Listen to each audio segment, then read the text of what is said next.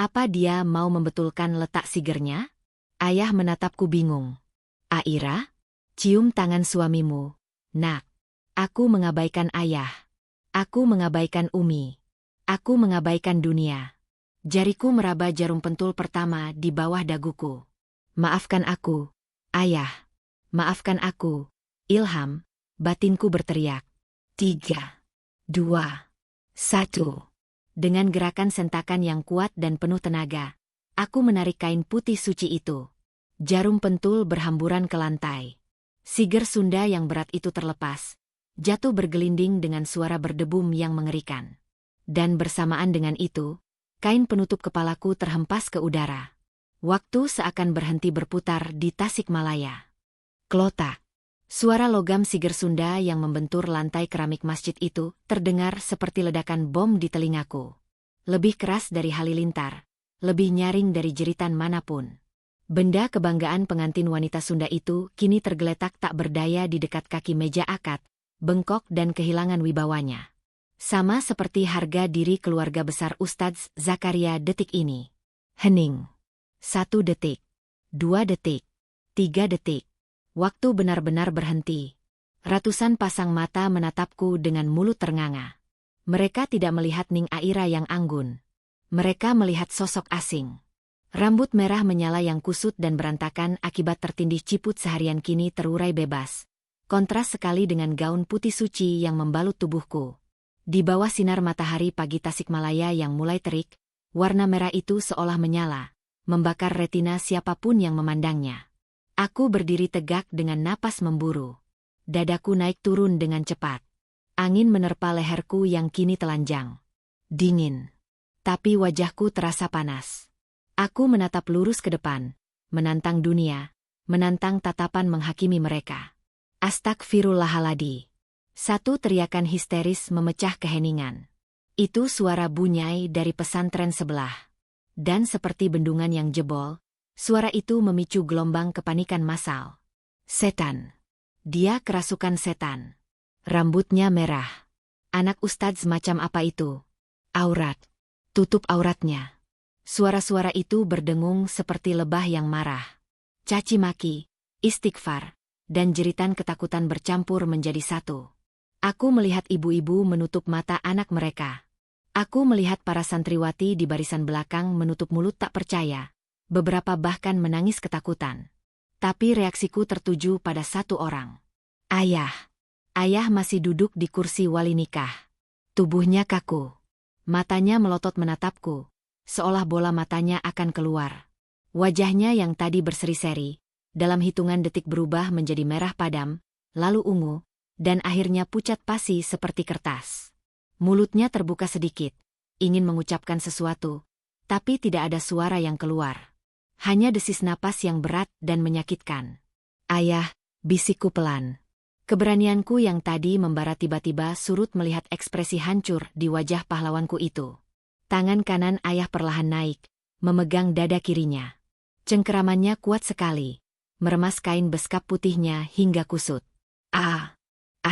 Ra. Suara ayah terdengar seperti orang tercekik. Dan kemudian, tubuh kokoh yang selama 22 tahun ini menjadi pelindungku, ambruk. Bruk. Ayah jatuh terkulai ke samping, menabrak meja akad hingga vas bunga melati tumpah. Tubuhnya kejang-kejang di lantai masjid. Kang Zakaria. Ayah. Bangun Kang. Umi menjerit histeris. Suara jeritan Umi begitu menyayat hati, merobek langit-langit masjid. Umi berlari menerobos meja akad, menjatuhkan diri memeluk tubuh ayah yang mulai dingin. Ayah. Jangan tinggalkan Umi. Sadar Kang. Kepanikan meledak. Para bapak-bapak, Kiai Hasan, dan penghulu langsung mengerubungi ayah. Mereka berteriak memanggil ambulans, memanggil dokter, meminta air hangat. Suasana yang tadinya sakral dan penuh doa, kini berubah menjadi neraka. Kekacauan di mana-mana. Tamu undangan berdiri panik, kursi-kursi terbalik. Aku masih berdiri mematung di tempatku. Kakiku seperti dipaku ke lantai. Aku melihat ayahku sekarat di lantai, dikelilingi orang banyak. Dan aku tahu, akulah penyebabnya. Akulah pembunuhnya. Bukan ini yang ku mau. Aku hanya ingin menunjukkan protesku. Aku hanya ingin mereka melihatku sebagai manusia, bukan boneka. Aku tidak ingin ayah mati. Ayah, aku mencoba melangkah maju, ingin menyentuh ayah. Tapi sebuah tangan kekar menahan bahuku dengan kasar. Jangan mendekat. Aku menoleh. Ilham. Suamiku yang baru sah 5 menit yang lalu. Wajahnya merah pada menahan amarah yang luar biasa. Rahangnya mengeras. Matanya yang tadi lembut kini menatapku dengan tatapan yang belum pernah kulihat sebelumnya. Tatapan jijik. Tatapan kecewa. Tatapan terluka. Ilham melepaskan jas putih pengantinnya dengan gerakan cepat. Lalu dengan kasar, dia melemparkan jas itu ke kepalaku, menutupi rambut merahku yang menjadi sumber malapetaka ini. Tutup aibmu, desis Ilham di telingaku. Suaranya dingin menusuk tulang. Kamu bukan hanya mempermalukan dirimu sendiri, Humaira. Kamu baru saja membunuh ayahmu sendiri di hari bahagianya. Apakah ini yang kamu sebut kebebasan? Apakah ini caramu membalas jasa orang tua yang membesarkanmu? Kata-kata Ilham menampar batinku lebih keras daripada tamparan fisik. Aku terhuyung ke belakang. Jas putih Ilham yang beraroma minyak wangi maskulin kini menutupi kepalaku yang berantakan. Di balik kegelapan jas itu, air mataku tumpah. Bukan begitu maksudku, Isaku. Tapi suaraku tenggelam oleh hiruk-pikuk di sekitar. Minggir, minggir, beri jalan. Mobil sudah siap. Beberapa santri senior membopong tubuh ayah yang lemas. Wajah ayah sudah biru. Mata beliau terpejam rapat. Mereka membawanya berlari menuju mobil di halaman depan. Umi mengejar di belakang dengan langkah tertatih-tatih. Kerudungnya miring, air matanya banjir. Umi bahkan tidak menoleh padaku. Umi seolah lupa dia punya anak bernama Humaira. Atau mungkin, Umi sudah tidak mau mengakuiku lagi. Sirine mobil berbunyi nyaring, menjauh, membawa nyawa ayah ke rumah sakit. Meninggalkan aku sendirian di tengah ratusan orang yang kini menatapku seperti menatap kriminal paling keji di muka bumi. Lihat itu. Anak durhaka. Rambutnya merah. Pasti pergaulan bebas. Kasihan Ustadz Zakaria punya anak seperti itu. Kalau Ustadz Zakaria meninggal, itu salah dia. Bisikan-bisikan itu semakin keras, tidak lagi sembunyi-sembunyi. Mereka menunjuk-nunjuk ke arahku. Tatapan mereka tajam, menusuk, menguliti harga diriku. Aku berdiri gemetar di pelaminan yang megah ini sendirian. Dekorasi bunga yang indah kini terlihat seperti hiasan kuburan. Tiba-tiba, Kiai Hasan, ayah Ilham, berdiri di depanku. Wajah tua yang bijaksana itu kini terlihat murka. Beliau menatapku dengan sorot mata yang membuat nyaliku ciut. Masuk ke dalam, perintah Kiai Hasan tegas. Jangan pertontonkan aib keluarga kita lebih lama lagi. Masuk. Aku tidak berani membantah. Dengan langkah seret, sambil memegangi jas Ilham di kepalaku, aku berjalan mundur. Meninggalkan panggung sandiwaraku yang telah hancur lebur. Meninggalkan tatapan benci dari para tetangga yang dulu memujiku. Aku masuk ke dalam kamar pengantin yang sudah dihias cantik. Kamar yang seharusnya menjadi tempat malam pertama yang romantis, kini terasa seperti sel penjara isolasi. Aku membanting pintu dan menguncinya. Bruk. Aku jatuh terduduk di balik pintu. Jas Ilham jatuh dari kepalaku. Rambut merahku kembali terlihat. Kini kusut masai seperti benang ruwet. Aku menarik rambutku sendiri dengan frustrasi. Aku menjerit tanpa suara. Apa yang sudah kulakukan? Ya Allah, apa yang sudah kulakukan? Aku melihat bayanganku di cermin lemari. Gaun pengantin putih itu masih melekat indah, tapi pemakainya terlihat seperti iblis yang kesasar. Riasan wajahku luntur oleh air mata. Maskara hitam meleleh di pipi, menciptakan garis-garis hitam yang mengerikan. Lipstik merahku belepotan. Aku bukan pahlawan. Aku bukan pejuang kebebasan. Aku hanyalah seorang anak egois yang baru saja mengirim ayahnya ke ruang ICU. Ponselku di atas meja rias bergetar. Satu pesan masuk dari grup WhatsApp keluarga besar. Mohon doanya. Ustadz Zakaria kritis. Serangan jantung masif. Sekarang sedang dipacu jantung di IGD RSUD Tasikmalaya. Ponsel itu lepas dari genggamanku. Jatuh ke lantai. Kritis. Kata itu berdengung di telingaku. Tok tok tok. Pintu kamarku diketuk keras. Bukan ketukan sopan, tapi gedoran marah. Buka pintunya, Ning. Itu suara Ilham. Suamiku. Aku tidak menjawab. Aku takut. Aku takut menghadapi kemarahannya. Aku takut menghadapi kenyataan. Humaira. Buka. Kita perlu bicara. Saya suami sah kamu. Saya berhak masuk. Suara Ilham meninggi. Ada nada otoritas di sana yang tidak bisa ditolak. Dengan tangan gemetar, aku berdiri. Memutar kunci pintu. Klik. Pintu terbuka kasar. Ilham berdiri di ambang pintu. Dia masih memakai kemeja putihnya. Tapi pecinya sudah hilang entah kemana. Rambutnya sedikit berantakan. Napasnya berat. Dia melangkah masuk, lalu menutup pintu di belakangnya dan menguncinya kembali. Kini, hanya ada kami berdua di kamar itu. Pengantin baru di tengah tragedi. Ilham menatapku. Matanya menyapu rambut merahku yang berantakan, gaunku yang kusut, dan wajahku yang hancur. Dia tidak mendekat. Dia berdiri menjaga jarak, seolah aku adalah penyakit menular. Puas kamu? Tanya Ilham dingin. Puas kamu menghancurkan hati dua keluarga besar dalam satu hari? Puas kamu membuat ayahmu, orang yang paling dihormati di kampung ini, menjadi tontonan iba orang-orang? Aku menggeleng lemah. Air mataku terus mengalir. Bukan itu mauku, Mas. Aku cuma tidak mau dipaksa. Aku cuma mau jadi diri sendiri. Jadi diri sendiri? Ilham tertawa sinis. Tawa yang kering dan menyakitkan. Kamu pikir mewarnai rambut jadi merah dan melepas hijab di depan umum itu cara menjadi diri sendiri? Itu cara anak kecil mencari perhatian. Humaira. Itu tindakan pengecut. Kalau kamu tidak mau menikah dengan saya, kenapa kamu tidak bilang dari awal? Kenapa kamu terima lamaran saya? Kenapa kamu biarkan semua ini terjadi sampai akad nikah selesai? Aku takut menolak ayah, cicitku. Takut menolak ayah, tapi berani membunuhnya pelan-pelan? Potong Ilham tajam. Logikamu di mana?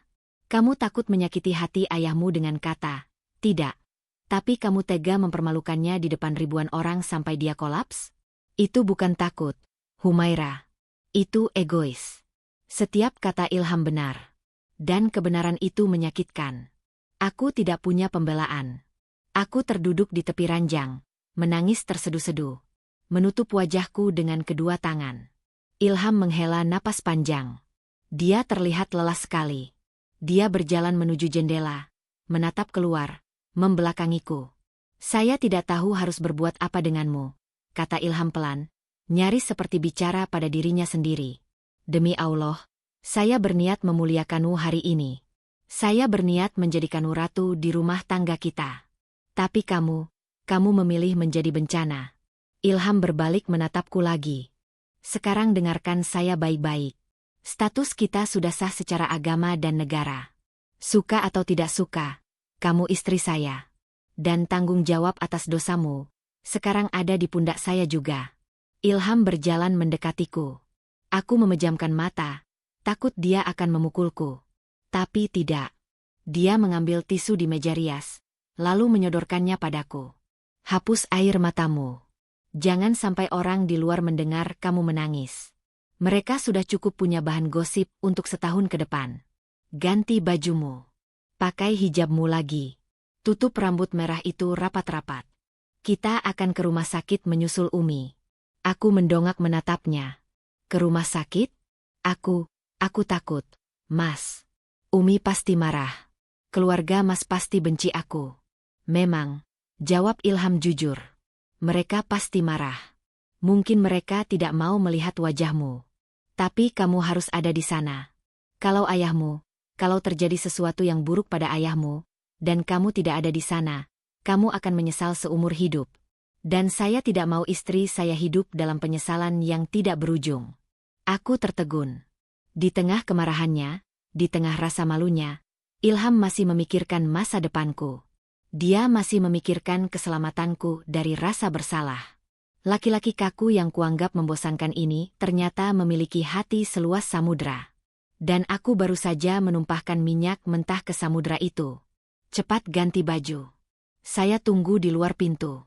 Jangan lama-lama. Ilham berbalik dan keluar kamar. Meninggalkanku sendiri lagi. Aku menatap tisu di tanganku. Aku menatap gaun pengantin yang kini terasa seperti kostum badut yang menyedihkan. Aku beranjak berdiri, melepas gaun itu dengan kasar. Gaun impian Umi. Gaun yang seharusnya menjadi saksi kebahagiaan. Aku mengambil gamis hitam polos dari lemari. Hitam. Warna duka. Warna penyesalan. Aku memakainya dengan cepat. Lalu aku berdiri di depan cermin lagi. Rambut merah ini. Simbol pemberontakanku. Kini terlihat seperti noda darah yang tidak bisa hilang. Aku mengambil ciput hitam, menutupinya rapat-rapat. Aku mengambil kerudung lebar berwarna hitam, melilitkannya di kepalaku. Ning Aira kembali. Tapi isinya sudah hancur lebur. Aku keluar kamar. Ilham sudah menunggu. Dia juga sudah mengganti jas pengantinnya dengan baju koko biasa dan jaket hitam. Wajahnya masih dingin, tapi dia mengangguk memberiku isyarat untuk mengikutinya. Kami berjalan keluar lewat pintu belakang dapur, menghindari kerumunan tamu yang masih bergosip di halaman depan. Kami naik ke motor butut milik salah satu santri. Sepanjang perjalanan menuju rumah sakit, aku memeluk pinggang Ilham dengan kaku. Bukan karena cinta, tapi karena ketakutan. Angin Tasikmalaya menampar wajahku. Langit semakin mendung, seolah turut berduka. Sesampainya di IGD RSUD, suasana mencekam. Lorong rumah sakit bau obat-obatan dan karbol. Di depan ruang ICU, aku melihat Umi duduk di kursi tunggu besi. Umi menunduk, bahunya berguncang hebat. Di sampingnya ada tante dan bude yang mencoba menenangkan. Kiai Hasan berdiri bersandar di tembok dengan wajah tegang. Aku berhenti melangkah. Kakiku gemetar. Aku tidak sanggup menghadapi Umi. Ilham menggenggam tanganku. Erat. Memberiku kekuatan. Maju, bisiknya. Kami mendekat. Kiai Hasan melihat kami datang. Tatapannya tajam pada Ilham, lalu beralih padaku dengan dingin. Umi, panggilku lirih. Umi mengangkat wajahnya. Wajah Umi basah, matanya bengkak. Begitu melihatku, ekspresi kesedihan di wajah Umi berubah menjadi kemarahan yang meledak. Umi berdiri tiba-tiba, lalu berjalan cepat ke arahku. Pelak. Sebuah tamparan keras mendarat di pipi kiriku. Panas. Perih. Kepalaku tertoleh ke samping saking kerasnya. Pergi kamu. Teriak Umi. Suara Umi menggema di lorong rumah sakit, membuat semua orang menoleh. Jangan tunjukkan wajahmu di sini. Kamu bukan anakku. Anakku Ning Aira sudah mati. Kamu pembunuh. Kamu mau lihat ayahmu mati, hah? Umi. Ampun Umi. Aku bersimpu di kaki Umi, memeluk kakinya. Aku menangis meraung-raung di lantai rumah sakit yang dingin. Maafkan Aira, Umi. Aira hilaf. Lepas. Umi menendang kakiku agar menjauh. Pergi. Aku tidak sudi melihatmu. Gara-gara tingkah gilamu, ayahmu sekarang koma. Dokter bilang harapannya tipis. Puas kamu? Puas? Koma. Kata itu menghantamku lagi. Ayah koma. Harapan tipis. Ilham segera menahan tubuh Umi yang mau ambruk. Umi, istighfar Umi. Malu dilihat orang. Bawa istrimu pergi dari sini. Ilham. Usir Umi sambil menunjuk muka Ilham. Bawa dia pergi sejauh-jauhnya. Kalau sampai Kang Zakaria kenapa-napa, Umi tidak akan pernah memaafkan dia dunia akhirat. Ilham menatapku dengan pandangan iba bercampur tak berdaya. Dia membantuku berdiri. Kita pulang dulu ke rumah orang tua saya, kata Ilham pelan. Di sini situasinya tidak kondusif. Umi butuh waktu. Aku menggeleng. Tidak. Aku mau tunggu ayah. Aku mau minta maaf sama ayah. Ayah belum sadar, Humaira. Dan kehadiranmu di sini cuma bikin Umi makin stres. Kalau Umi stres, siapa yang jaga ayah? Mengalahlah sedikit. Demi ayah. Aku menatap pintu kaca ICU yang tertutup rapat. Di baliknya, ada ayah yang sedang berjuang antara hidup dan mati karena ulahku. Aku ingin masuk, memeluknya, mencium tangannya, dan bilang kalau aku akan mencukur habis rambut merah ini asalkan ayah bangun. Tapi pintu itu tertutup bagiku. Surga di telapak kaki ibu sudah menendangku, dan pintu ridho ayah sudah terkunci. Dengan langkah gontai, aku membiarkan Ilham menuntunku pergi, meninggalkan Umi yang masih menangis histeris. Saat kami berjalan keluar lobi rumah sakit, hujan mulai turun deras. Sangat deras. Langit Tasikmalaya benar-benar menangis hari ini. Aku naik ke motor Ilham. Hujan membasahi tubuh kami. Dinginnya air hujan tidak sebanding dengan dinginnya hatiku. Aku telah kehilangan segalanya dalam satu hari. Kehormatan, keluarga, dan mungkin nyawa ayahku. Tapi yang paling menakutkan adalah, aku masih belum tahu bagaimana nasib pernikahanku dengan laki-laki yang sedang menyetir motor ini di tengah badai. Laki-laki yang baru saja dipermalukan habis-habisan, tapi masih mau memungut kepingan diriku yang berserakan. Apa yang akan dia lakukan padaku setelah ini?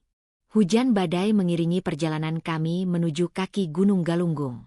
Motor tua yang dikendarai Ilham meraung-raung membelah jalanan aspal yang tergenang air. Aku duduk di belakang, menggigil hebat.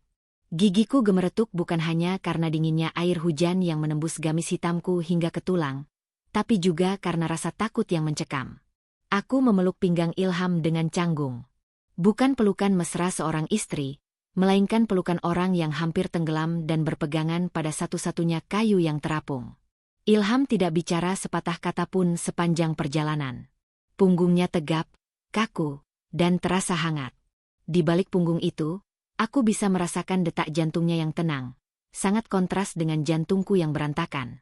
Dia menyetir dengan hati-hati, menembus kabut tebal yang mulai turun menyelimuti jalanan menanjak menuju pesantren Nurul Huda, tempat tinggal orang tuanya. Setengah jam kemudian, kami sampai. Gerbang pesantren tua yang terbuat dari kayu jati menyambut kami. Bangunan-bangunan kobong, asrama santri, berjejer sederhana di sisi kiri kanan. Lampu-lampu kuning remang-remang mulai menyala. Beberapa santri yang sedang berlarian menghindari hujan berhenti sejenak saat melihat motor Gus Ilham masuk. Mereka menatap kami dengan pandangan bertanya-tanya. Siapa wanita basah kuyup yang dibonceng Gus Ilham? Apakah itu Ning Aira, putri Ustadz ternama yang katanya cantik jelita itu? Jika mereka tahu wanita menyedihkan ini adalah penyebab Ustadz Zakaria koma, mungkin mereka akan melempari aku dengan batu. Ilham memarkir motor di depan Endalem, rumah utama Kiai. Rumah panggung khas Sunda yang besar dan berwibawa. Dia turun, lalu membantuku turun. Kakiku lemas sekali sampai hampir jatuh ke tanah becek, tapi Ilham dengan sigap menahan lenganku. Lewat pintu samping, kata Ilham singkat. Suaranya datar, kalah oleh suara hujan yang menghantam atap seng. Jangan lewat depan, banyak tamu yang menunggu Abah pulang. Abah, Kiai Hasan, masih di rumah sakit. Uminya Ilham mungkin juga di sana. Rumah besar ini terasa kosong dan dingin. Kami masuk lewat pintu dapur. Seorang abdi dalam sepuh, Embok Ijah, terkejut melihat kami. Gus Ilham? Masya Allah, basah kuyup. Ini istrinya ya? Neng Aira? Ilham mengangguk sopan tapi wajahnya tetap tanpa ekspresi. Iya, Embok. Tolong buatkan teh hangat 2 gelas dan bawakan handuk kering ke kamar saya. Jangan biarkan santri lain tahu kami sudah pulang. Inggih, Gus, inggih. Ilham menuntunku melewati lorong rumah yang lantainya terbuat dari papan kayu ulin yang mengkilap. Setiap langkah kami meninggalkan jejak air berlumpur. Aku merasa seperti mengotori kesucian rumah ini. Kami berhenti di depan sebuah pintu kayu berukir. Masuk, perintah Ilham. Aku melangkah masuk. Ini kamar Ilham. Kamar pengantin kami. Tapi tidak ada hiasan bunga melati atau spray satin yang mewah di sini. Kamarnya sederhana sekali. Dindingnya dipenuhi lemari-lemari kaca berisi ribuan kitab kuning tebal. Ada sajadah tergelar permanen di sudut ruangan yang menghadap kiblat, lengkap dengan tasbih kayu koka yang tergantung. Wangi kamar ini khas, campuran wangi kertas tua, kayu jati, dan minyak wangi malaikat subuh. Kamar ini berteriak tentang kesolehan penghuninya. Dan aku, si pendosa berambut merah, baru saja masuk ke dalamnya. Ilham menutup pintu dan menguncinya. Suara kunci diputar terdengar seperti vonis penjara seumur hidup bagiku. Kamar mandi di sebelah sana. Ilham menunjuk pintu kecil di sudut. Mandilah. pakai air hangat. Di lemari itu ada baju ganti milik adik perempuan saya yang sedang mondok di Jawa. Pakai saja gamisnya. Baju pengantinmu, dia menunjuk tas plastik yang kubawa. Simpan atau buang saja. Saya tidak ingin melihatnya lagi. Aku mengangguk patuh. Aku berjalan ke kamar mandi seperti robot. Di bawah guyuran air hangat shower, aku kembali menangis. Air mata bercampur air shower membasahi wajahku. Aku meraba rambutku yang basah. Merah. Warna sialan ini masih ada. Luntur sedikit, tapi tetap merah menyala. Aku menggosoknya kuat-kuat dengan sampo, berharap warnanya hilang, berharap dosaku hilang. Tapi percuma. Warna itu sudah meresap ke dalam kutikula rambut, sama seperti rasa bersalah yang sudah meresap ke dalam jiwaku. Selesai mandi, aku memakai gamis rumahan sederhana berwarna coklat susu yang kutemukan di lemari. Gamis itu sedikit kebesaran. Aku melilitkan kerudung instan menutupi kepalaku. Aku keluar kamar mandi dengan perasaan takut. Apa yang akan Ilham lakukan padaku sekarang? Apakah dia akan memarahiku lagi? Memukulku? Ternyata tidak. Ilham sudah berganti baju dengan sarung dan baju koko bersih. Dia sedang duduk di karpet, membaca Al-Quran kecil. Di hadapannya ada nampan berisi 2 gelas teh hangat dan sepiring singkong rebus. Dia berhenti membaca saat melihatku keluar. Dia menutup Al-Quran itu dan mencium sampulnya, lalu meletakkannya di atas meja kecil. Duduk, katanya sambil menunjuk tempat di depannya. Minum tehnya selagi hangat. Kamu menggigil. Aku duduk bersimpuh, menjaga jarak darinya. Tanganku gemetar saat meraih gelas teh. Kehangatan teh manis itu menjalar ke tenggorokanku, tapi tidak bisa menghangatkan hatiku yang beku. Kenapa? Suaraku serak, hampir hilang. Kenapa Mas Ilham baik sama aku? Ilham menatapku lurus. Matanya dalam, seperti telaga yang tenang tapi menghanyutkan. Baik? Saya tidak sedang berbuat baik, Humaira. Saya sedang menjalankan kewajiban. Kewajiban? Tanyaku bingung. Iya. Akad nikah tadi pagi bukan main-main. Saat saya menjabat tangan ayahmu dan mengucapkan qabiltu, saat itu juga tanggung jawab atas dosamu, makanmu, pakaianmu, dan keselamatanmu berpindah dari pundak ayahmu ke pundak saya. Ilham menghela napas panjang. Ayahmu sekarang sedang berjuang antara hidup dan mati. Kalau saya menelantarkanmu, menyiksa kamu, atau membiarkan kamu sakit, beban ayahmu akan semakin berat di mata Allah. Saya tidak mau menambah siksaan untuk beliau. Jawaban itu menohokku. Dia melakukan ini bukan karena peduli padaku, tapi demi ayah. Demi orang tua yang telah kusakiti. Rasa malu semakin membakar wajahku. Ilham jauh lebih mencintai dan menghormati ayahku daripada aku sendiri, anak kandungnya. Maaf, hanya kata itu yang bisa keluar dari mulutku. Maafkan aku, Mas. Aku istri yang buruk. Ilham tidak menjawab. Dia hanya menyeruput tehnya pelan, lalu memandang keluar jendela yang gelap. Hujan masih turun, tapi tidak sederas tadi. Sholat Isya, kata Ilham tiba-tiba, memecah keheningan. Kamu sudah sholat? Aku menggeleng. Belum. Ambil wudhu. Kita sholat berjamaah. Meskipun kamu istri yang membangkang, saya tetap imam yang akan ditanya malaikat nanti. Ayo. Kami berdiri di atas sajadah. Untuk pertama kalinya, aku berdiri di belakang laki-laki asing ini sebagai makmum. Dia mengangkat takbir. Allahu Akbar. Suara Ilham saat menjadi imam terdengar berbeda. Sangat merdu, fasih, dan menggetarkan hati. Bacaan Al-Fatihahnya begitu tartil. Saat dia membaca ayat pendek, surah Ar-Rahman, suaranya mulai bergetar. Fabiai ala irobikuma tukadziban.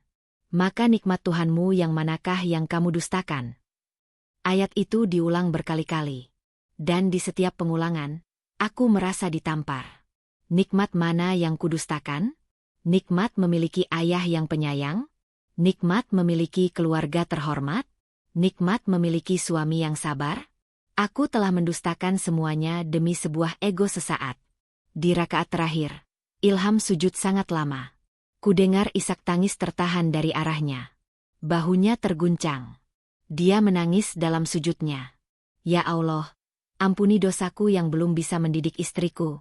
Ya Allah, sembuhkanlah guruku, Ustadz Zakaria. Angkatlah penyakitnya. Jangan biarkan beliau wafat membawa kecewa. Doa itu. Doa yang dilafalkan dalam tangis seorang suami yang baru saja dipermalukan istrinya. Pertahananku runtuh total. Aku menangis terseduh-seduh di belakang punggungnya. Suara tangis kami bersahutan di dalam kamar sempit itu, diiringi suara hujan di luar sana. Ini bukan malam pertama yang penuh gairah dan cinta. Ini adalah malam pertama yang penuh air mata dan penobatan rasa penyesalan.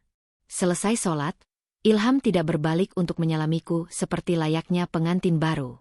Dia tetap duduk berzikir membelakangiku. Punggungnya terlihat begitu lelah. Aku tidak berani menyentuhnya.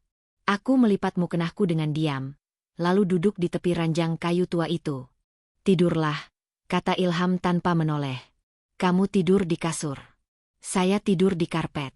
Mas, kasurnya cukup untuk berdua, tawarku ragu-ragu.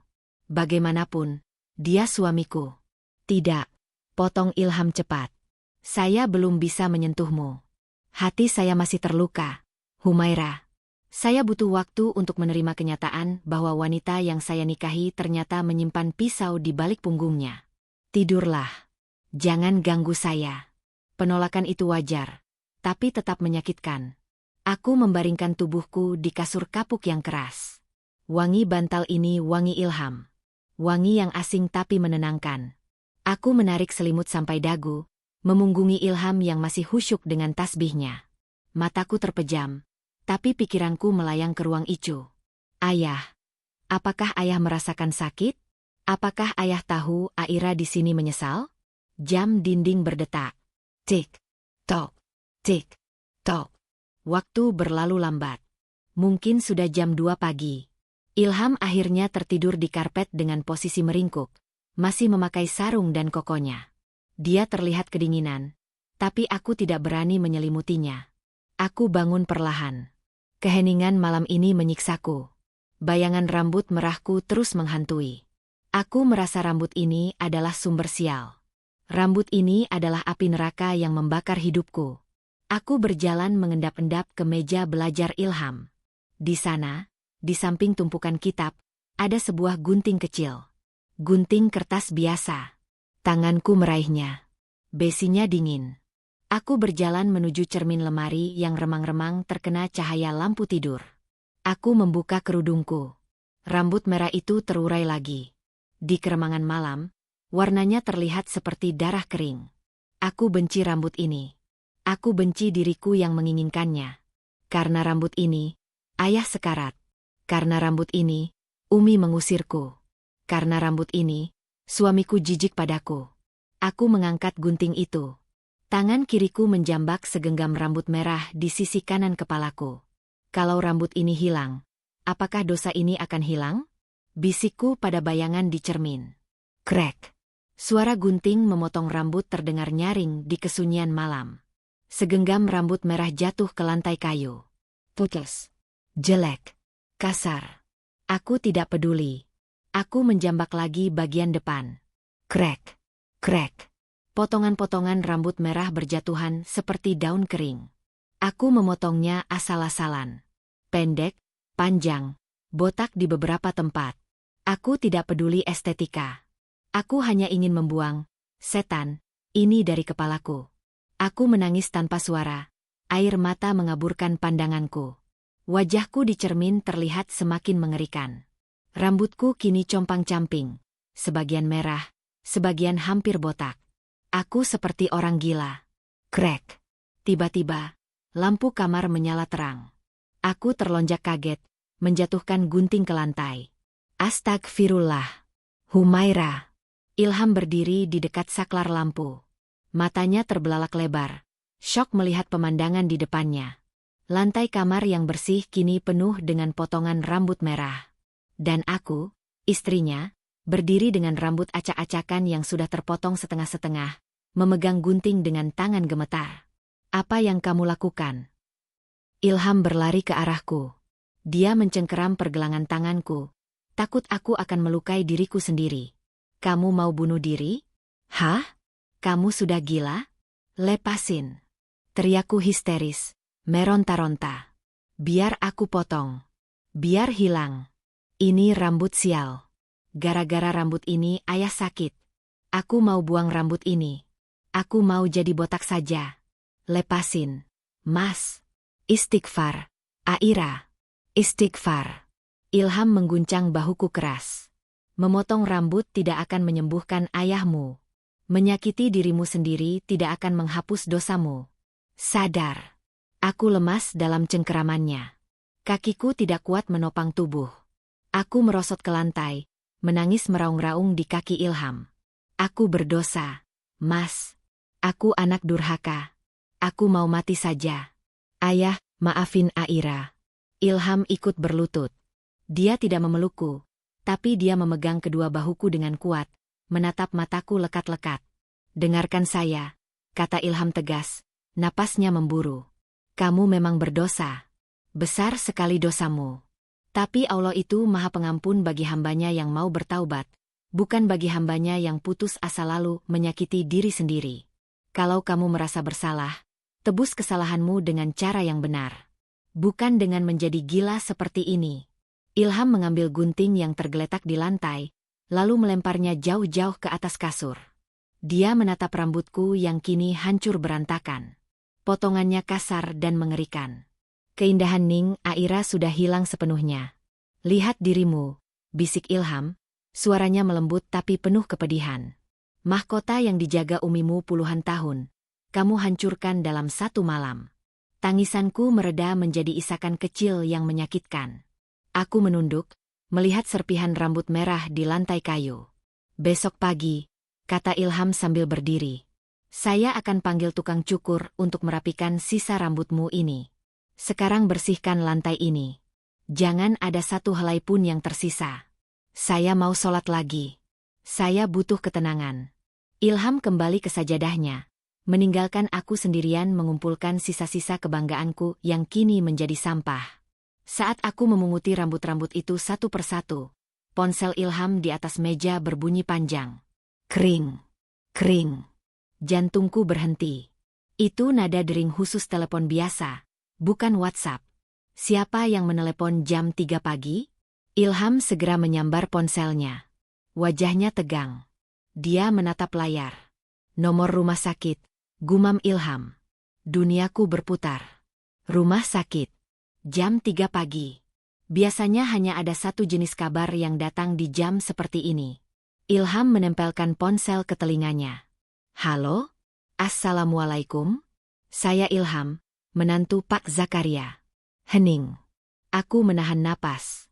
Mataku terpaku pada wajah Ilham. Aku mencari tanda. Ekspresi Ilham berubah drastis. Matanya melebar, lalu menyipit menahan tangis. Bibirnya bergetar hebat. Innalillahi wa inna ilaihi roji'un. Ponsel itu jatuh dari tangan Ilham. Tidak. Teriakku. Aku bangkit berdiri, menerjang ke arah Ilham. Bohong. Mas Ilham bohong. Ayah nggak meninggalkan? Ayah cuma kritiskan? Mas, jawab aku. Ilham menatapku dengan wajah basah air mata. Dia tidak perlu bicara. Tatapan matanya mengatakan segalanya. Ayah sudah pulang, Humaira. Ayah sudah tidak sakit lagi. Langit runtuh menimpaku. Gelap. Semuanya menjadi gelap. Sebelum kesadaranku hilang sepenuhnya, aku mendengar satu kalimat terakhir dari mulutku sendiri, teriakan penyesalan yang terlambat. Ayah. Bau minyak kayu putih yang menyengat adalah hal pertama yang menyambut indera penciumanku. Aku membuka mata perlahan. Kepala rasanya berat sekali, seakan ada batu besar yang menindih otakku. Langit-langit kayu yang asing. Ini bukan kamarku. Ini kamar Ilham di pesantren Nurul Huda. Kesadaran menghantamku perlahan. Potongan rambut di lantai sudah bersih. Gunting sudah hilang. Tapi rasa perih di hatiku masih ada, bahkan berlipat ganda. Ayah. Seketika aku terduduk. Pening menyerang kepalaku, membuatku terhuyung. Di sudut kamar, Ilham sedang memasukkan baju-baju ke dalam tas besar. Dia sudah memakai baju koko hitam dan sarung hitam. Matanya bengkak dan merah, tapi wajahnya tenang. Ketenangan yang menakutkan. Mas, panggilku lirih. Ayah. Ayah benar-benar. Ilham menoleh. Dia tidak menjawab pertanyaanku. Dia hanya berkata, cepat mandi. Pakai baju hitam yang sudah saya siapkan. Jenazah ayah sudah dibawa pulang ke rumah duka di Tasik. Kita harus sampai sana sebelum zuhur untuk pemakaman. Kata jenazah itu menampar wajahku lebih keras dari tangan Umi kemarin. Jenazah. Tubuh kaku tanpa nyawa. Dan itu adalah tubuh ayahku. Ustadz Zakaria yang gagah, yang suaranya selalu menggelegar saat khutbah Jumat, kini hanya disebut jenazah. Aku menyeret tubuhku ke kamar mandi. Aku tidak menangis. Air mataku sudah kering. Rasanya seperti ada lubang besar di dadaku di mana jantungku seharusnya berada. Saat aku membasuh muka, aku merasakan betapa sedikitnya rambut di kepalaku di balik ciput tidur. Botak tidak beraturan. Jelek. Hancur.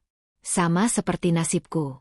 Perjalanan kembali ke rumah orang tuaku terasa seperti perjalanan menuju tiang gantungan. Langit Tasikmalaya masih mendung pekat, seolah ikut berduka melepas kepergian ulamanya.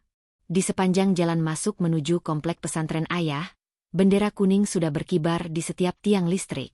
Setiap kali melihat kain kuning itu melambai tertiup angin, dadaku sesak. Nama di bendera itu, KH. Zakaria. Rumah kami sudah penuh sesak.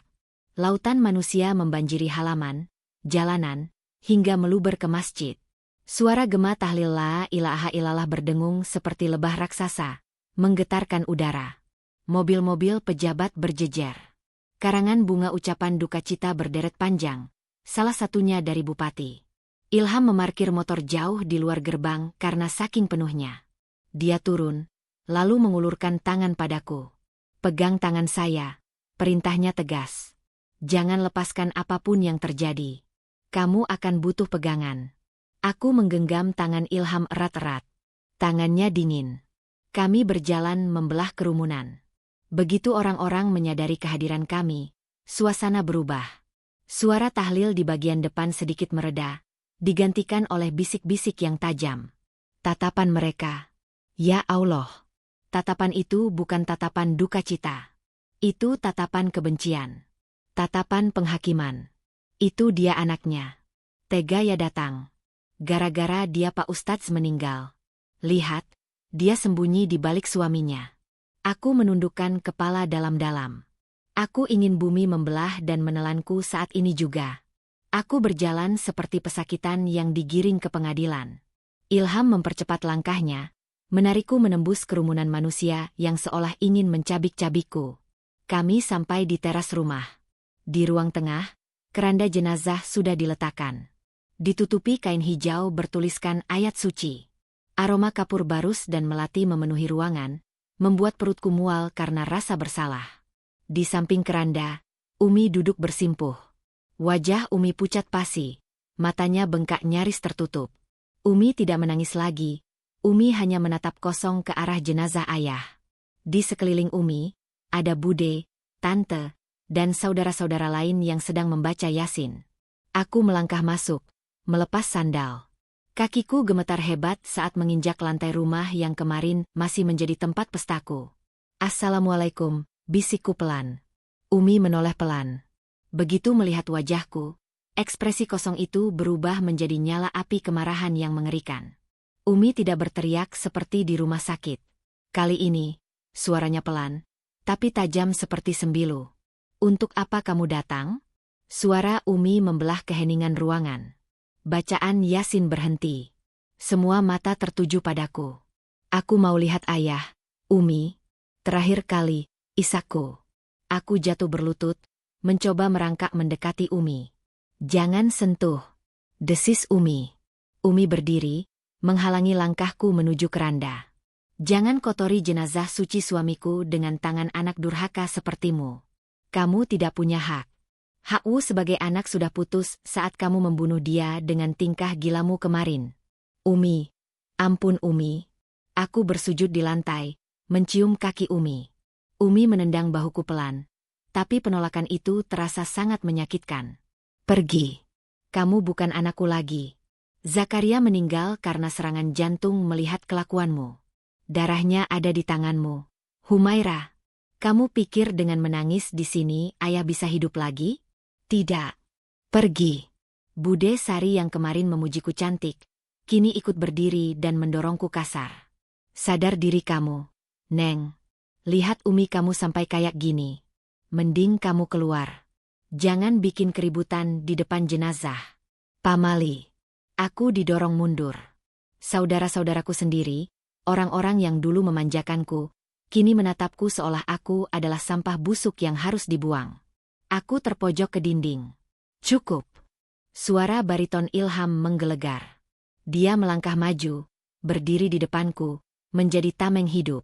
Dia menatap Umi dan keluarga besarku dengan hormat tapi tegas. Maafkan saya, Umi. Maafkan saya, Bapak Ibu sekalian. Saya tahu hati kalian hancur. Hati saya juga hancur.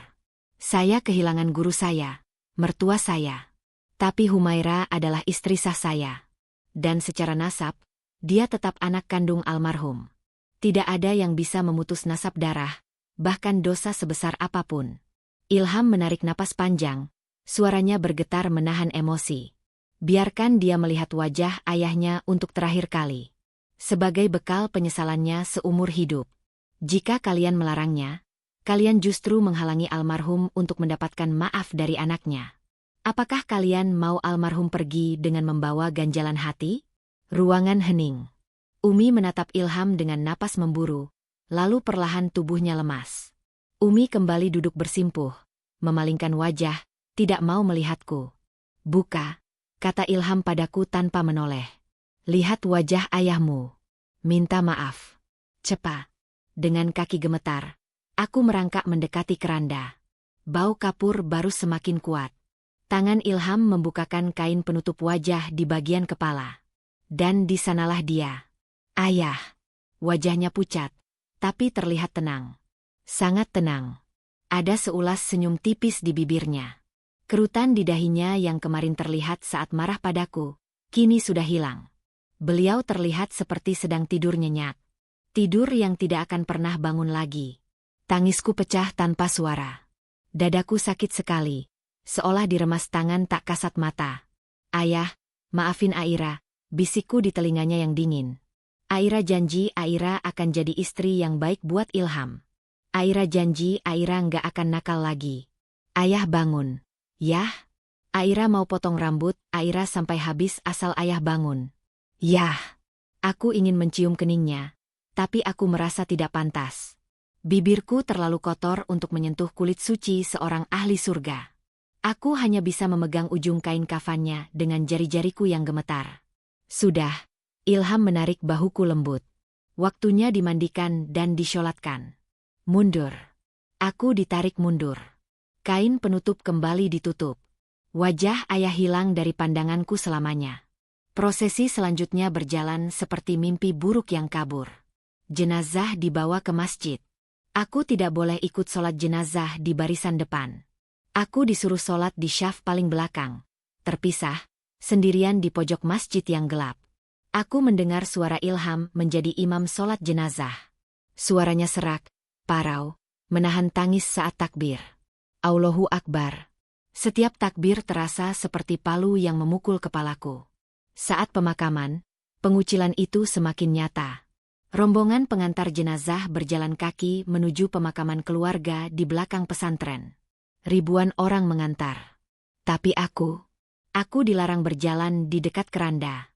Jangan dekat-dekat, nanti Umi pingsan lagi kalau lihat kamu, kata salah satu santri senior dengan dingin. Jadi, aku berjalan di barisan paling belakang. Paling akhir. Seperti orang asing yang tidak diundang. Aku melihat keranda ayah terombang-ambing di atas lautan kepala manusia di depan sana. Jauh. Sangat jauh. Di pemakaman, aku berdiri di bawah pohon Kamboja tua, berjarak 10 meter dari liang lahat. Aku melihat tubuh ayah dimasukkan ke dalam tanah merah. Aku mendengar suara azan dikumandangkan oleh Ilham di dalam liang lahat. Suara Ilham pecah di tengah azan, membuat semua pelayat ikut menangis histeris. Hanya aku yang tidak bisa menangis lagi. Air mataku sudah habis. Aku hanya berdiri mematung, meremas gamis hitamku. Tanah merah mulai ditimbun. Sedikit demi sedikit, ayahku hilang ditelan bumi. Duniaku benar-benar sudah berakhir. Satu persatu pelayat pulang. Umi dipapah pulang oleh saudara-saudara, melewati aku begitu saja tanpa menoleh. Seolah aku adalah pohon Kamboja yang tidak bernyawa. Akhirnya, pemakaman sepi. Hanya tersisa gundukan tanah merah basah dengan nisan kayu sederhana bertuliskan nama ayah, dan taburan bunga yang mulai layu. Dan aku, serta Ilham yang masih duduk bersimpuh di samping makam, membacakan doa. Aku memberanikan diri mendekat. Langkahku berat di atas tanah becek. Aku duduk di seberang Ilham, terpisah oleh gundukan tanah ayah. "Mas," panggilku. Ilham mengusap wajahnya, lalu menatapku. Tatapannya lelah luar biasa. Lingkaran hitam di bawah matanya sangat jelas. "Kita tidak bisa tinggal di sini," kata Ilham tiba-tiba. Aku terkesiap. "Maksud Mas?" "Umi tidak menginginkan kehadiranmu. Warga kampung ini membencimu. Kalau kita tinggal di sini, atau bahkan di rumah orang tua saya di Galunggung, gosip dan cemoohan tidak akan pernah berhenti. Itu tidak sehat buat mentalmu, dan tidak baik buat nama baik keluarga yang tersisa." "Terus, kita mau kemana?" tanyaku bingung. "Aku tidak punya siapa-siapa lagi selain keluarga ini." "Jakarta," jawab Ilham singkat. "Jakarta?" Mataku membelalak. "Tapi Mas Ilham kan calon pimpinan pesantren ini? Mas Ilham kan harus meneruskan jejak ayah dan Kiai Hasan?" Ilham tertawa getir. Dia mencabut sehelai rumput liar di atas makam ayah. "Pimpinan pesantren? Dengan istri yang dikenal sebagai penyebab kematian ustadz sebelumnya? Tidak ada santri yang mau hormat pada saya, Humaira. Reputasi saya juga sudah hancur karena gagal mendidik istri." "Dek." Kata-kata itu menusuk jantungku. Aku bukan hanya menghancurkan hidupku dan ayah, tapi aku juga menghancurkan masa depan Ilham. Masa depan cerah seorang lulusan Kairo, kini hancur lebur karena menikahiku. Saya punya teman di Jakarta. Dia butuh guru ngaji untuk yayasan yatim piatu di pinggiran kota. Gajinya kecil, tempat tinggalnya sempit. Jauh dari kemewahan anak kiai yang biasa kita rasakan. Tapi di sana, tidak ada yang kenal siapa kita. Tidak ada yang tahu masa lalu kamu. Kita bisa mulai dari nol." Ilham menatapku tajam, menuntut jawaban. "Kamu siap hidup susah dengan saya? Kamu siap meninggalkan gelar Ning Airamu dan menjadi orang biasa di kerasnya Jakarta? Ini satu-satunya cara saya menyelamatkan rumah tangga kita dan menutupi aibmu, seperti janji saya pada ayahmu." Aku menatap nisan ayah, lalu menatap wajah Ilham. Laki-laki ini rela membuang segalanya, kehormatan, jabatan, kenyamanan, demi melindungiku, istri yang telah menyakiti hatinya. Aku mengangguk mantap. Air mata kembali menetes. Aira ikut Mas Ilham. Aira siap jadi babu sekalipun, asal Mas Ilham nggak ninggalin Aira. Ilham menghela napas panjang, lalu berdiri. Dia mengulurkan tangannya padaku di atas makam ayah. "Bangun. Kita pamit sama ayah. Setelah ini, kita pulang, kemasi barang-barang, dan langsung berangkat malam ini juga sebelum ada yang mencegah. Kita akan menghilang dari Tasikmalaya." Aku menyambut uluran tangannya. Genggamannya kuat. Di atas tanah merah yang masih basah itu, sebuah perjanjian baru dibuat. Bukan perjanjian perjodohan antar orang tua, tapi perjanjian bertahan hidup antara dua manusia yang terluka. "Selamat tinggal, Ayah. Anakmu yang durhaka ini akan pergi membawa dosanya." Malam itu juga, di tengah hujan gerimis, sebuah mobil travel membawa kami meninggalkan kota Tasikmalaya. Aku menatap keluar jendela, melihat lampu-lampu kota yang semakin menjauh. Selamat tinggal masa lalu. Selamat tinggal Ning Aira. Selamat datang neraka baru bernama penyesalan. Namun, aku tidak tahu bahwa Jakarta menyimpan rahasia lain. Rahasia tentang siapa sebenarnya Ilham, dan rahasia tentang surat wasiat ayah yang disembunyikan Ilham dariku. Surat yang kelak akan mengubah rasa benciku menjadi rasa syukur yang terlambat. Perjalanan kami baru saja dimulai. Dan ujian yang sebenarnya baru akan datang. Jakarta tidak pernah tidur. Dan Jakarta tidak peduli siapa kamu sebelumnya. Di sini, di sebuah kontrakan petak berukuran 3 kali 4 meter di gang sempit daerah Kampung Melayu, Ning Aira yang terhormat telah mati. Yang tersisa hanyalah Humaira, seorang istri yang setiap hari bergelut dengan asap knalpot, bau got, dan suara bising tetangga yang memutar musik dangdut koplo setiap sore. Sudah 3 bulan kami meninggalkan Tasikmalaya. 3 bulan yang terasa seperti 3 abad. Ilham, suamiku, bukan lagi Gus yang disegani. Di sini, dia hanyalah seorang guru ngaji keliling yang dibayar seikhlasnya. Dan di siang hari dia bekerja membantu kawan lamanya menjaga toko grosir kain di Tanah Abang. Tangannya yang dulu halus karena hanya memegang pena dan kitab, kini mulai kasar dan kapalan. Wajahnya lebih tusam terbakar matahari Jakarta yang jahat. Tubuhnya kurus. Dan semua itu demi memberiku makan. Demi membayar atap di atas kepalaku. Setiap malam, saat dia pulang dengan wajah lelah, rasa bersalahku semakin menumpuk. Aku sering menangis diam-diam saat mencuci baju kokonya yang mulai kusam. Aku telah menyeret seorang calon ulama besar ke dalam lumpur kemiskinan. Namun, Ilham tidak pernah mengeluh. Tidak satu kata pun. Dia selalu pulang dengan senyum tipis, membawakan sebungkus martabak manis atau sekadar gorengan dingin, seolah itu adalah hidangan mewah. Sore ini, hujan turun lagi. Jakarta banjir. Air got meluap sampai ke teras kontrakan kami. Aku sedang membereskan lemari plastik pakaian kami yang sudah reot.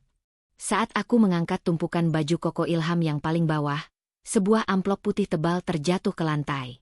Amplop itu sudah agak kumal, berwarna kekuningan di bagian pinggirnya. Tidak ada perangko. Hanya ada tulisan tangan tegak bersambung yang sangat kuhafal. Tulisan yang membuat jantungku berhenti berdetak seketika. Untuk putriku, Humaira. Dibaca saat kamu sudah tenang. Itu tulisan ayah.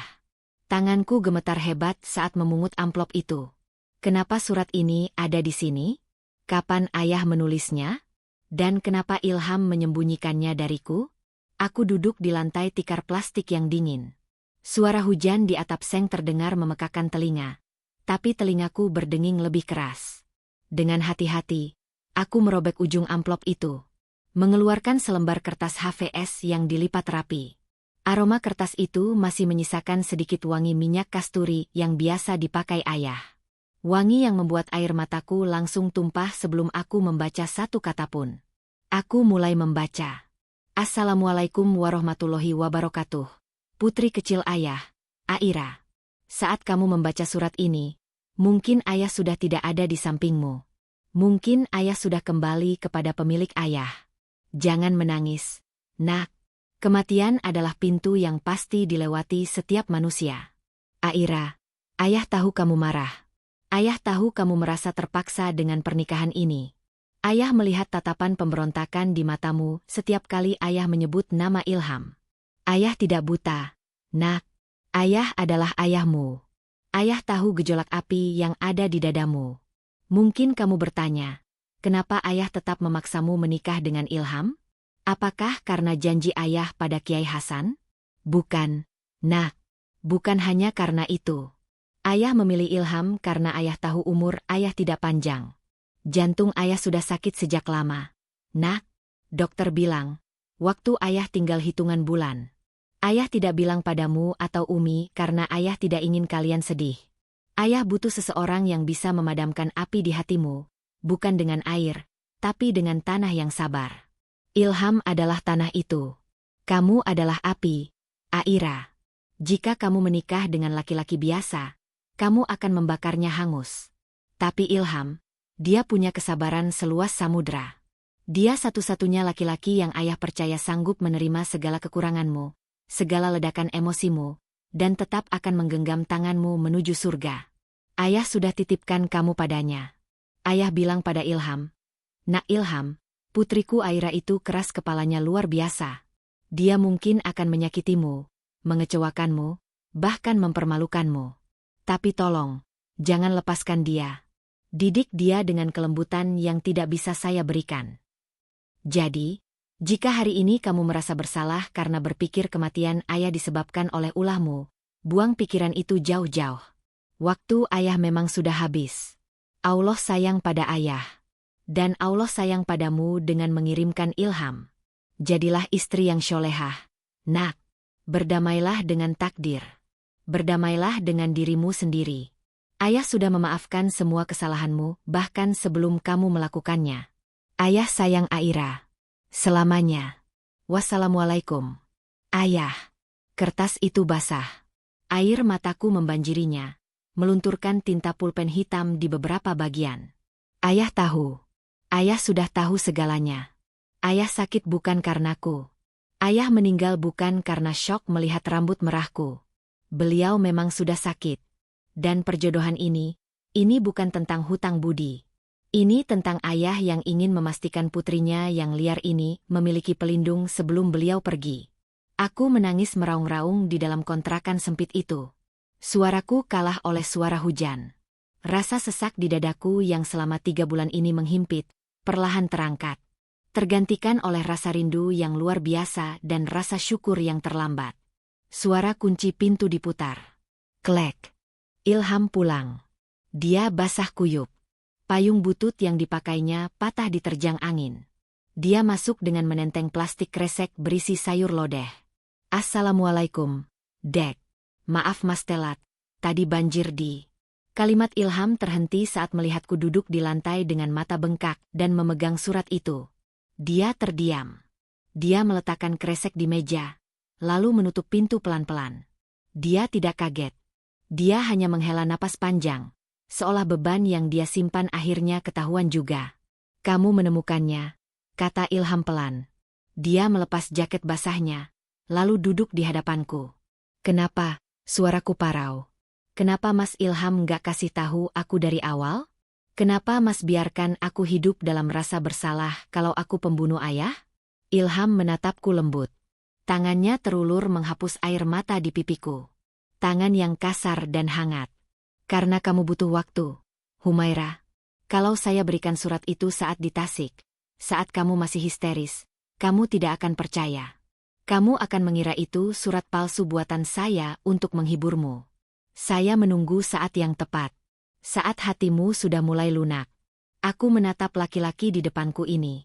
Laki-laki yang rela dihina, rela hidup susah, rela dibuang keluarganya, hanya demi memegang amanah orang tua yang bahkan sudah meninggal. Laki-laki yang disebut ayah sebagai tanah. Ayah benar. Ilham adalah tanah yang subur. Tempat aku bisa menanam harapan baru. Aku beringsut maju. Lalu untuk pertama kalinya sejak kami menikah, aku memeluknya. Aku memeluk suamiku dengan erat. Bukan karena takut, bukan karena butuh perlindungan, tapi karena cinta. Cinta yang akhirnya tumbuh dari rasa kagum dan rasa syukur. Maafin Aira, Mas. Maafin Aira. Aira sayang sama Mas Ilham. Aira janji bakal jadi istri yang baik. Ilham tertegun sejenak. Tubuhnya kaku. Mungkin dia kaget. Tapi perlahan, tangannya melingkar di punggungku. Dia membalas pelukanku. Erat sekali. Dia membenamkan wajahnya di bahuku yang tertutup kerudung daster. Bahunya berguncang. Dia menangis. Alhamdulillah, bisik Ilham di telingaku. Alhamdulillah, terima kasih ya Allah. Akhirnya istri hamba kembali. Kami menangis bersama di lantai kontrakan yang dingin, diiringi orkestra Hujan Jakarta. Malam itu, dinding pemisah di antara kami runtuh sepenuhnya. Tidak ada lagi Ning Aira dan Gus Ilham. Yang ada hanya sepasang suami istri hamba Allah yang saling menguatkan. Malam harinya, setelah sholat Isya berjamaah, aku duduk di depan cermin kecil yang retak di sudut kamar. Aku membuka kerudungku. Rambutku sudah mulai tumbuh. Sisa-sisa rambut merah yang dulu kupotong asal-asalan kini terlihat aneh. Warnanya sudah pudar menjadi oranye kusam seperti sapu ijuk. Ujung-ujungnya bercabang dan kasar. Jejak pemberontakanku masih ada di sana, jelek dan menyedihkan. Mas, panggilku. Ilham yang sedang melipat sarung menoleh. Ya, Dek, tolong potong rambutku, pintaku mantap. Potong? Ilham mengerutkan kening. Iya, potong sampai habis yang merahnya. Buang semuanya. Aira mau rambut baru. Aira mau tumbuh jadi wanita baru mulai hari ini. Aira nggak mau lihat sisa-sisa dosa itu lagi. Ilham tersenyum. Senyum yang sangat manis. Senyum yang dulu kulewatkan saat pertama kali bertemu. Dia mengambil gunting dan sisir. Bismillah ya, kata Ilham sambil berdiri di belakangku. Dengan telaten, tangan Ilham mulai memotong sisa rambut merahku yang rusak. Dia memotongnya dengan hati-hati, meratakannya menjadi potongan pendek gaya bob yang rapi. Setiap helai rambut merah yang jatuh ke lantai, rasanya seperti satu beban dosa yang rontok dari pundakku. Krek, krek. Suara gunting itu kini terdengar merdu, bukan lagi menyakitkan. Selesai. Sekarang tinggal yang hitam alami. Rambut aslimu, kata Ilham sambil membersihkan sisa potongan rambut di bahuku. Aku menatap cermin. Wanita di cermin itu berambut pendek sebatas telinga, hitam legam, berkilau sehat. Wajahnya tidak lagi tertutup make-up tebal, tapi terlihat bersih dan bercahaya. Matanya tidak lagi menyimpan amarah, tapi menyimpan ketenangan telaga. Cantik, puji Ilham tulus. Kamu cantik sekali, Humaira, istriku. Aku tersenyum malu. Terima kasih, Mas. Terima kasih sudah sabar menunggu Aira. Besok, kata Ilham sambil meletakkan gunting. Kita akan mulai menabung. Sedikit demi sedikit. Saya mau kumpulkan uang buat modal usaha dagang kain sendiri. Suatu hari nanti, kalau kita sudah sukses, kalau hati Umi sudah sembuh, kita akan pulang ke Tasik. Kita akan ziarah ke makam ayah. Kita akan buktikan kalau pilihan ayah tidak salah. Aku mengangguk mantap. Iya, Mas. Aira siap. Aira akan bantu Mas jualan. Aira bisa bikin kue buat dititip di warung. Kita berjuang bareng-bareng ya. Ilham mencium keningku lama.